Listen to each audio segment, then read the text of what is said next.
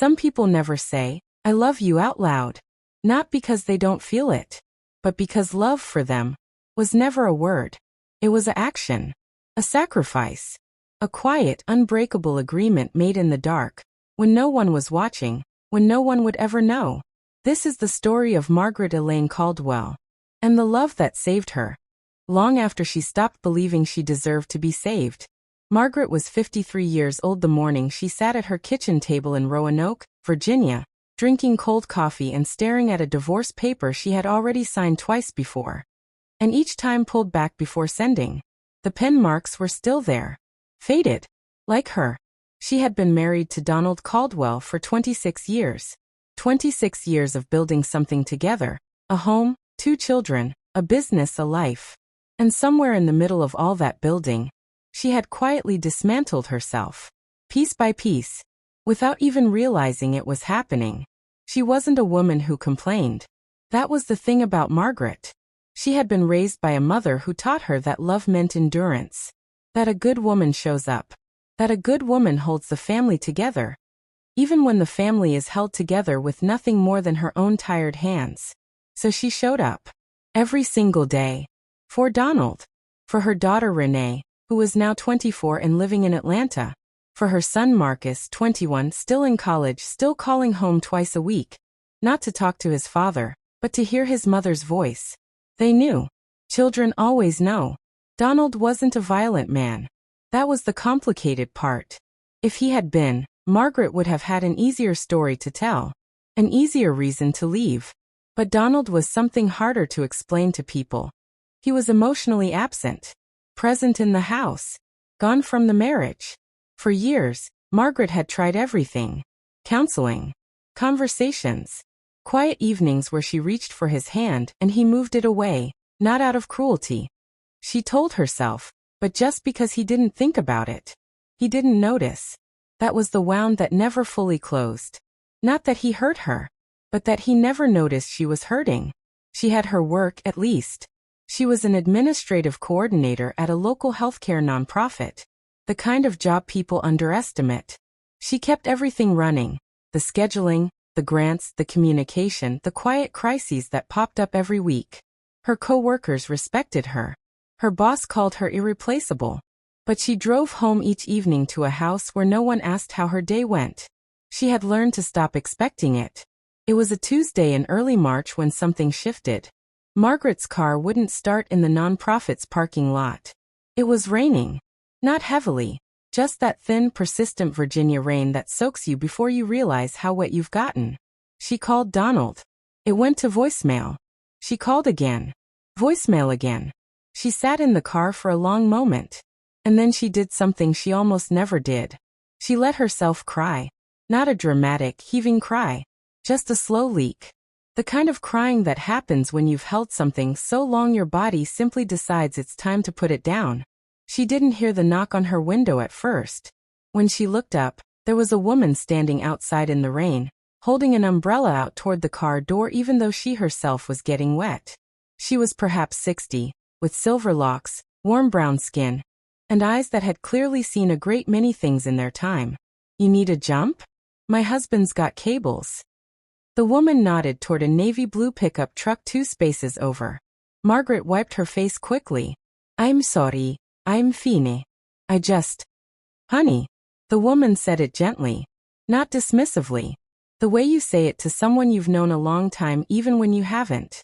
"You don't have to explain the tears to me. Do you need a jump?" Margaret almost said no.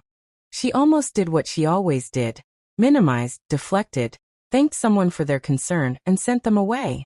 But something about the woman's eyes stopped her. There was no pity in them. Just recognition. The kind of look that passes between women who have lived enough life to know the difference between a bad day and a breaking point. "Yes," Margaret said quietly. "I think I do." The woman's name was Gloria Sims. Her husband, Earl, was a retired mechanic with gentle hands and a quiet way about him that reminded Margaret of something she couldn't quite name at first. The car started in under 3 minutes. But Gloria had already written her number on the back of a grocery receipt and pressed it into Margaret's hand through the window. "I run a little dinner on Thursday evenings. Nothing fancy. Just women. Food. Honest conversation. You should come. Margaret almost threw the receipt away that night. Almost. She kept it on the kitchen counter for 2 weeks. She walked past it every morning. Every evening. She moved it once to make room for the mail. She put it right back. She didn't know why she kept it. She just did. She went on a Thursday in late March. It was a small house on Mulberry Street, warm and smelling of cornbread and something slow-cooked and full of love. There were 7 women there that first night. Some Margaret's age. One, Dorothea, was 72, sharp-tongued and hilarious. One was 38, a young woman named Priya who had recently left an unhealthy relationship and was quietly putting her life back together. They didn't talk about their problems immediately. They ate. They laughed. Gloria had a way of making conversation flow like water. Easy, natural, finding its level without being forced. But then, somewhere between the sweet potato pie and the second cup of coffee, Dorothea said something that silenced the table. She said, "The loneliest I ever felt in my life was sitting next to my husband of 40 years while he watched television. Because I realized he wasn't watching television. He was just avoiding me. And I had spent 30 of those years thinking it was my fault." The table was quiet for a long moment. And Margaret felt something crack open in her chest. Because she knew that feeling. She had been living inside it for years. She didn't speak that night. She mostly listened. But she drove home feeling something she hadn't felt in a very long time. Less alone. She went back the following Thursday. And the one after that. Slowly she began to speak. Small things at first. Then the bigger ones. She told them about the signed divorce papers she kept pulling back. She told them about Marcus calling twice a week just to hear her voice. She told them about the morning she made Donald's favorite breakfast. Eggs over easy, turkey bacon, orange juice, and he ate it standing at the counter, scrolling his phone, and walked away without saying a word. And how she stood at the sink afterward and stared at his empty plate and thought, "I don't know who I'm doing this for anymore." Gloria listened without rushing to respond. That was her gift. She let silence do some of the work. One evening, walking Margaret to her car, Gloria said something quietly. "Margaret, can I ask you something personal?" "Yes." "When was the last time someone took care of you?" Margaret opened her mouth to answer. And then she closed it. Because she was going to say Donald, out of habit. But that would have been a lie. And she was so tired of the small lies she told herself just to keep the peace inside her own mind. "I don't know," she said finally. Gloria nodded like that answer was the most honest thing she'd heard in a long time. Spring came. Then summer. Margaret filed the divorce papers in June. Not in anger. Not in bitterness. With a kind of exhausted clarity that had been a long time coming. Donald received them quietly. He didn't fight it.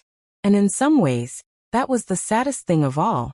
That even the end of their marriage required no great effort from him.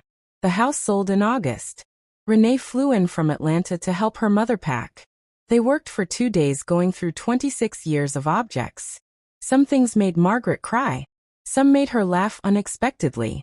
An old birthday card from Marcus when he was 7, covered in crayon hearts, that said, "Mom, you are my best friend." She kept that. On the second evening, as they were sitting on the floor surrounded by boxes, Renee looked at her mother and said, "Mom, can I tell you something?" "Of course. I used to pray when I was little that you would be happy one day. Like really happy.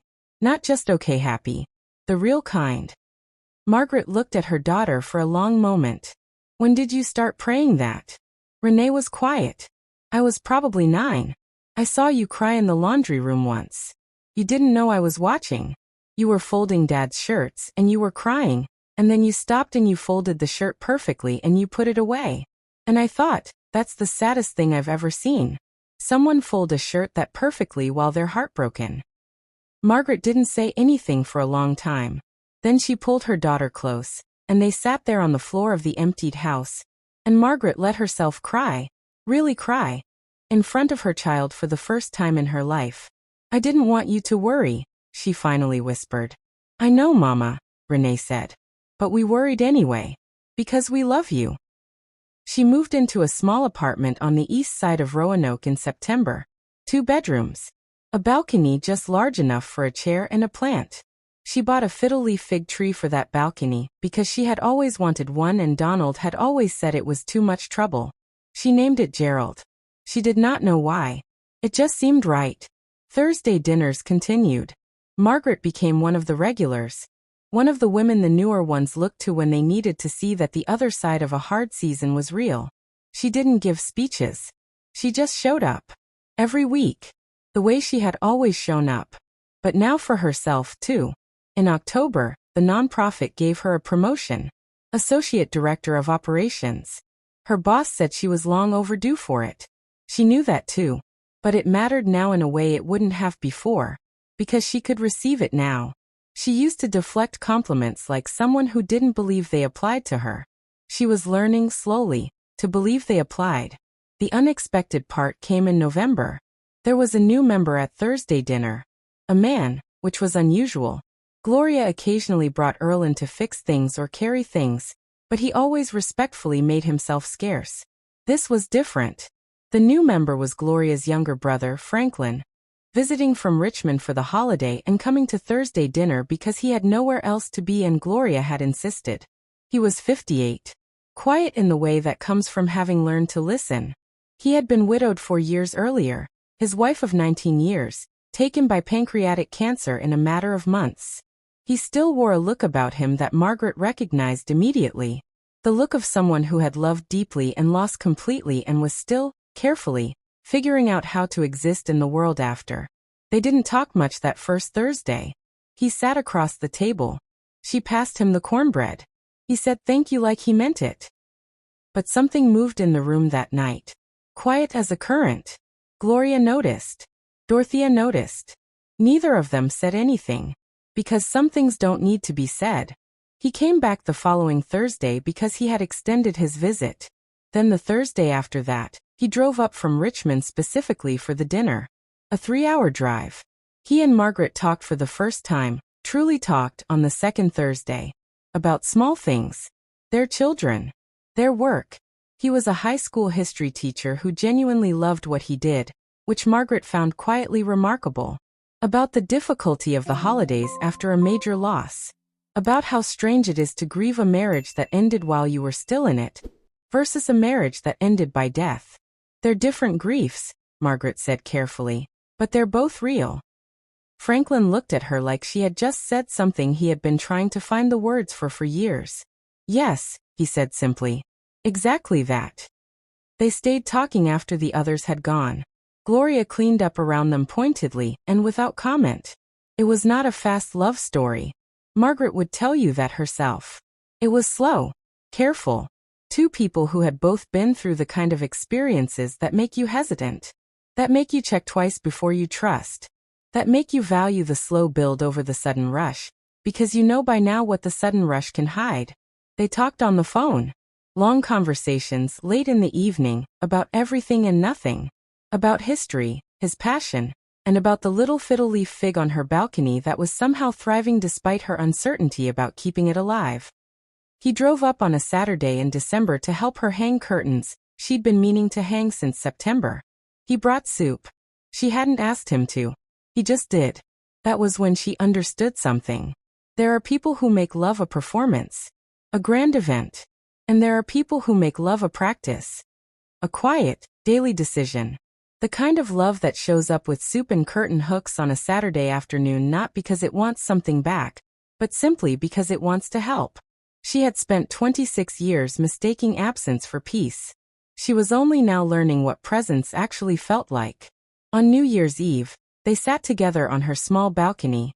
There was only one chair, so he stood, and she sat, and they passed a thermos of hot tea back and forth, and watched the fireworks over the city. They didn't make promises. They didn't talk about the future. They just existed side by side, in the quiet agreement of two people who had both survived something and were both still, somehow here.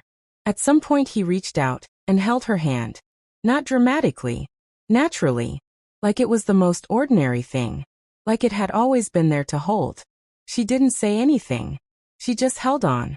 Gerald the fiddle-leaf fig swayed slightly in the night breeze beside them. Healthy and green and improbably alive.